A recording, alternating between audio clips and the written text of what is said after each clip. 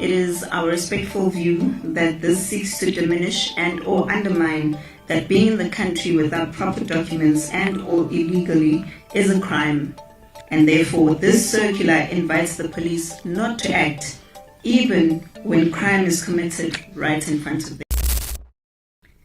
Mr. Fikile Mbalula, through the figment of his imagination, has come out guns blazing, suggesting that we are a political project yet to be properly unveiled.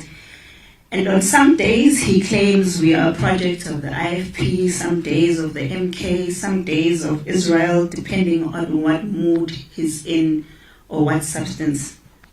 Not one of the boss's press briefings seeks to acknowledge the damage and pain that they have caused to the many families from their negligence of our borders. How many more families have been destroyed because of the drugs and corrupt activities, as we have heard at the Madanga Commission? When does he apologize to the parents whose children have died because of sputtle shop killings or the sputtle shop mafias? Or are those families also political parties or political projects? In his last episode of his live recorded broadcast in the media, Mr. Mbalula illogically stated that the movement was not happy that other members had met with the president.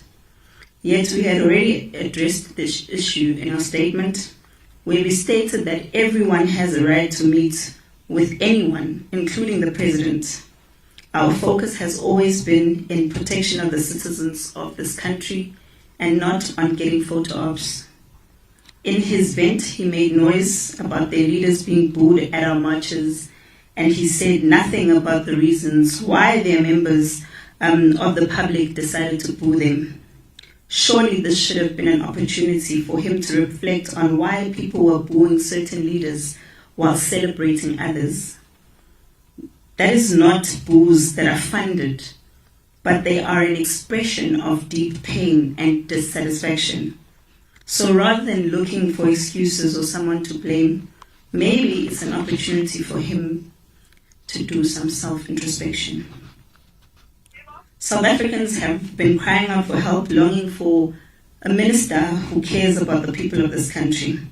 A minister who understands that our people continue to be ravaged by drugs and crimes committed by foreign nationals. And this minister of police that we have does not ever, not once, meet with black communities to listen to our cries. He does not see a need to come to our townships and listen to what the people have to say. On the other side, yet the minister has continuously engaged with foreign nationals, particularly those from Pakistan and Somalia, and interestingly has left out those from Malawi, Zimbabwe, and Congo. For many years, South Africans have accepted that they are second-class citizens in their own country. But today we confirm that they have decided to stand up for themselves, and they want to be treated the same way that minority groups are treated in the country. We have also noted with grave concern contents of a circular issued by the South African Police Service, which is dated the 20th of July 2026, under the hand of MJ Mamoteti, who is the Divisional Commissioner and Operations directing the member of all SAPS to refrain from participating in any action arranged by civilians to identify, threaten, and remove all foreigners, as they claim, from their homes or businesses, or threatened to charge the police officers. He or she further directed that community leaders and private individuals who complained about suspected undocumented persons must be referred to the Department of Home Affairs or BMA. It is our respectful view that this seeks to diminish and or undermine that being in the country without proper documents and or illegally is a crime, and therefore this circular invites the police not to act even when crime is committed right in front of them. And at first, the same police said that citizens are not allowed to do anything that has to do with foreign nationals. Now they're saying that the police also don't have to do anything that has to do with undocumented foreign nationals. So who exactly is supposed to do something? It has become clear that our police have been underfunded. The police do not have enough vans. They do not have enough holding cells, nor do they have enough guns. Do they have enough food? Do they have enough staff? And even enough food to feed the illegal immigrants when they are apprehended. These challenges make it difficult for the hard men and women working in blue who are actually doing their job to protect South African citizens. And as a result, many illegal immigrants who commit crime in our society or are found to be illegal in the country are released back to the unsuspecting public that continue to suffer at the hand of these criminals. So we call upon government to take a bold decision and increase the budget which is allocated to the police. We call upon government to ensure that there is an urgent realignment between the police, Home Affairs and BMA in order to address the current challenges. And if it requires for the amendment of laws, then it needs to be done so urgently. So while we talk about the amendment of our laws, we call upon government to either put up a proper border wall or properly fence our border as a matter of urgency. It's not just about illegal people coming into the country, but also the illegal goods who possess far more danger to our lives than we can ever imagine. Otherwise, we will remain in the streets until we no longer feel unsafe in our own country. Some of the positive is also gradually we are seeing large numbers of foreign nationals leaving our rural areas and townships, opening spaces for our people to run and control the township economy which had been taken away from them. We have been working tirelessly behind closed doors, engaging with banks, businesses, business chambers, government, traditional leaders, religious sector, and communities to ensure that we re-establish a viable economy owned by black and marginalized people in our country. In the next 2 months, we will announce a massive partnership led by communities aimed at creating a voice for the voiceless in South Africa who want to run successful businesses. We have had successful engagements which are currently ongoing with role players within the delivery industry.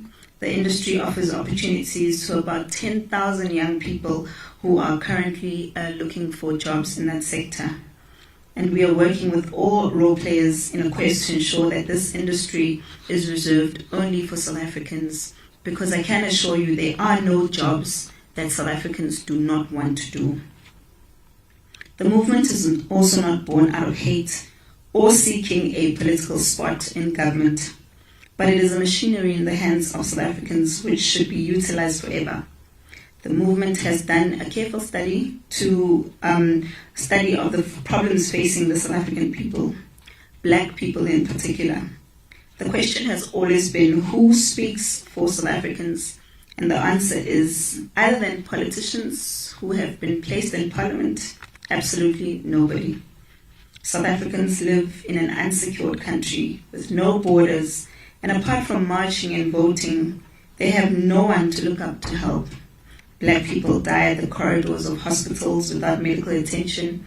Their pain goes unnoticed. Their children are deprived of their right to study robotics in rural areas and townships, a right not provided because the budget goes to people flocking into a country unknown.